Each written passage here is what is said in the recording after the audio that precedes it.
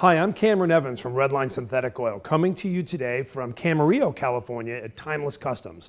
Today we're going to talk about the difference between passenger car motor oils, the stuff you would run on the street, and Redline's racing oils, the stuff that you would run strictly on the track. The first of those differences is the detergency and the dispersants, the things that trap contamination in your motor oil as you drive around on the street for 2,000, 5,000, 10,000, if you're a Redline person, 15,000 miles. Very different from what you would see in a racing oil where you don't have those levels of detergency. Why? Well, after all, on the street, you're going to leave this oil in for a long time. In a race car or in a serious track car, you're maybe only going to go 2 or 3 weekends before you go to change the oil. The other big difference between the street oils and the race oils from Redline is the levels of ZDDP. Now that's the anti-wear additive that you would know as zinc and phosphorus that protect hard, hot metal inside the engine when it's revved up. Cams, bearings, things like that. In the street car oils, we've got about 1,200 parts per million. That compares to API certified oils that are at a much lower level than Redline at 800 parts per million. Think about that. What you get typically at the auto parts store and what you order from Redline, you're getting almost 30% more protection just there. Now the race oils, they've got 2,200 parts per million in that ZDDP package. That's way more than you'd ever need or want to run on the street. Now what's the risk of that?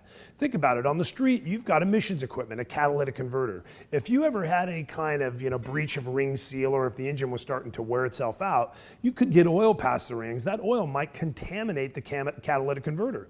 If that happened with 2,200 parts per million, there's a chance you could clog the cat. So what are the situations that you might choose one of our street oils versus a race oil? Well, the obvious one is if it's your daily driver. That's going to be a street car oil all day long. But what if you're a guy that takes your car to track days? You can still run Redline's PCMO oil. Again, 1,200 parts per million of zinc, so there's more than enough protection. Both the race oil and the street oil are made from PAO and ester, right? So you've got the highest quality raw materials to protect you not only on your daily drive, but also when you go to the track. Any of you racers that are only taking a car to the racetrack, well, you're more than eligible to be using our race oil, and that's in drag racing, road racing, circle track, even 4-cycle go-karts. We get questions often about how often should I change my motor oil? And we're talking about for the street and for the track. So let's take your street considerations. So if you're the type of person who warms up your car in the morning, gets a cup of coffee, goes outside and commutes, let's say 40 or 50 miles to work, well, you're going to be eligible for a pretty long drain interval. If you're the type that starts the car, pulls it in gear, and only drives 5 minutes across town, chances are your motor oil never got up to temperature and those dispersants and detergency really couldn't get activated. When it comes to the track, totally different story. We're not very opinionated on when people change out their oil at the racetrack, and that's not so much because we want to sell them more motor oil. It's more a matter of people are pretty opinionated about it. Let's touch on oil temperature and what you might experience at the track compared to what you would see on the street. Remember, motor oil, 212 degrees, that is where a 30 weight is a 30 weight. That's when it's that level of thickness. Take a drag racer, for example.